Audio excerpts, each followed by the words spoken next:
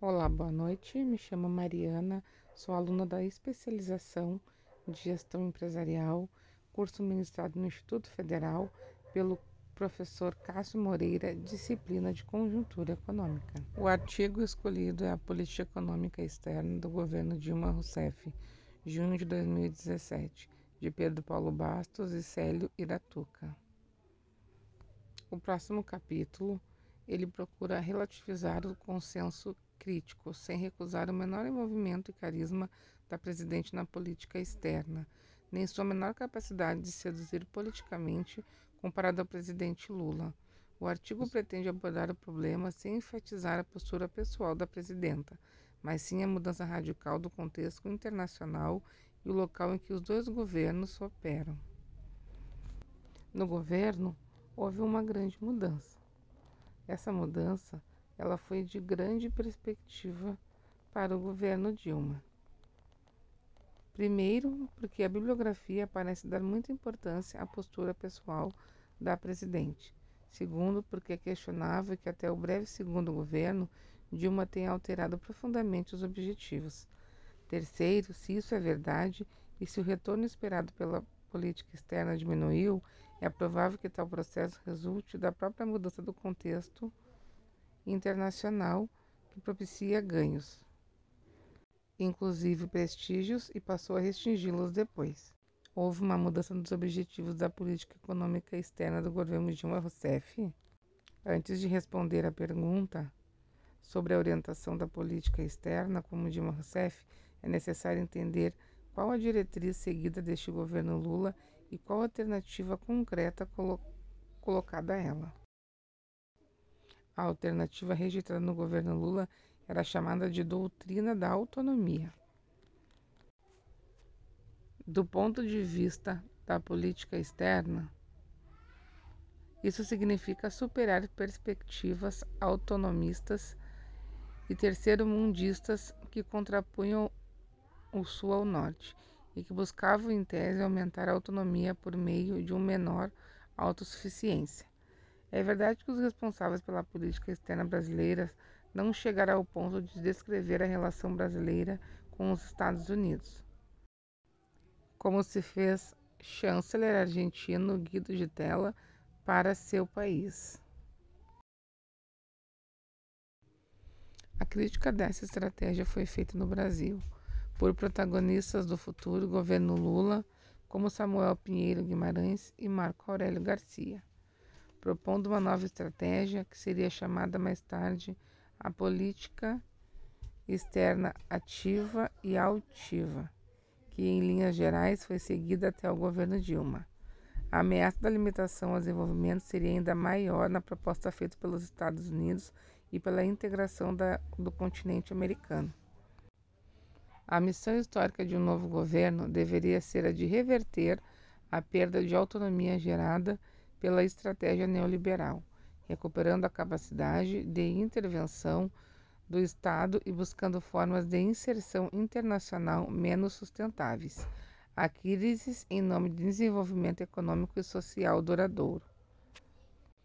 Nesse sentido, o lugar para a diplomacia econômica não era meramente o de defender interesses parciais prejudicados por um movimento inexorável de abertura. A primeira iniciativa significativa da diplomacia do governo Lula foi criar um grupo de amigos de Venezuela em janeiro de 2023 e concluir o primeiro acordo de pacificação político do país em maio de 2003. Há sinais de que Dilma tenha revertido essa política? Ao que tudo indica, não. O trilho multilateral não foi substituído por acordos bilaterais. Competitivamente comercial, o governo brasileiro alterou-se depois da substituição de Henrique Meirelles por Alexandre Tombini no Banco Central. É verdade que a falta de cooperação efetiva para a complementação produtiva contribuiu para que a atração de IDS para o Brasil abafasse a substituição de importações na Argentina.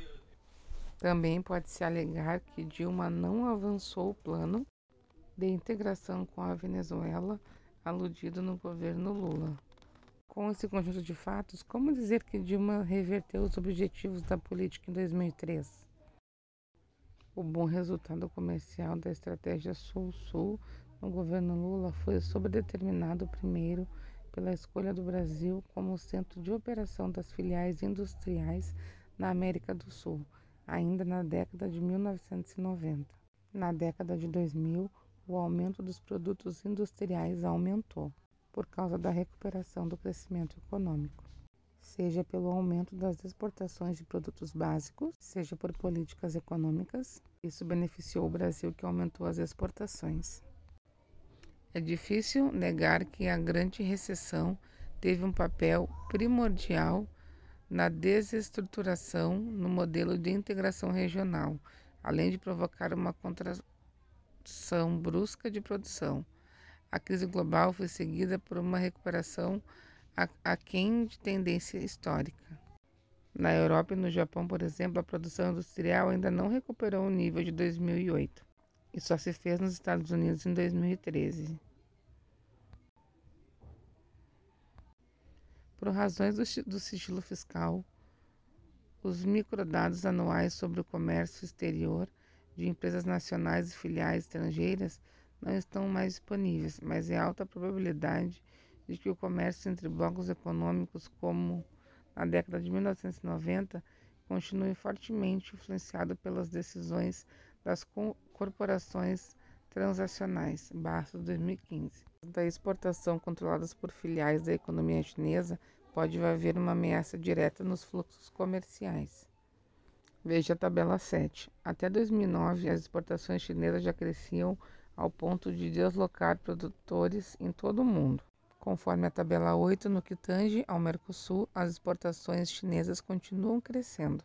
Já a tabela 9 compara o peso europeu e China entre 1994 e 2014. No caso do Brasil, a importância do comércio intraindustrial aumentou ao longo do período com todos os parceiros. A tabela 10 descreve o comércio do Mercosul em 2014, nos capítulos 84 e 90, do Sistema Harmonizado de Comércio. A tabela 11 apresenta a ameaça representada para o comércio pelas exportações chinesas entre 2001 e 2014. A ameaça é calculada avaliando o perfil das exportações chinesas e o perfil de cada país do Mercosul. Finalmente, a tabela 12 e 13 estimam ganhos e perdas eletivos das exportações de cada país do Mercosul para o próprio bloco em 1994 e 2001. E 2001 a 2014, a partir do método de Constant Market Share, que compara o comportamento efetivo das exportações com aquele que ocorreria caso a mesma parcela de mercado do início do período se verificasse no final. Veja a tabela 12 e 13. Agora vamos às considerações finais, os sucessos e os limites estruturais da política externa brasileira. Vamos às considerações finais, os sucessos e os limites estruturais da política externa brasileira. O governo Dilma Rousseff teve resultados positivos, Tenho citado aqui 4 exemplos e um eu vou ler para vocês. Conferiu prestígio, visibilidade e influência ao Brasil através da defesa da paz e a diversidade cultural e luta contra a discriminação e a desigualdade internacional.